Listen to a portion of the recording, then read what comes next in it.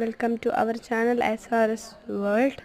കഴിഞ്ഞ ദിവസത്തെ ബോണസ് ചോദ്യം ഇതായിരുന്നു. കമ്പ്യൂട്ടറിൽ ഉപയോഗിക്കുന്ന ഒരേ ഒരു പോയിൻറ്റിംഗ് ഉപകരണം മൗസ് എന്നായിരുന്നു ഉത്തരം.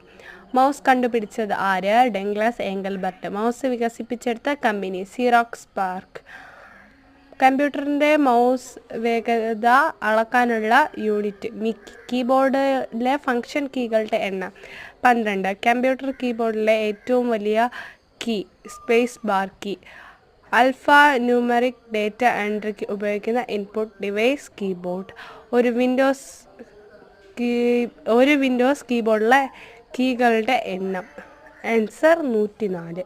ഇനി അടുത്ത ഒരു സിമ്പിൾ ക്വസ്റ്റ്യൻ ആണ്.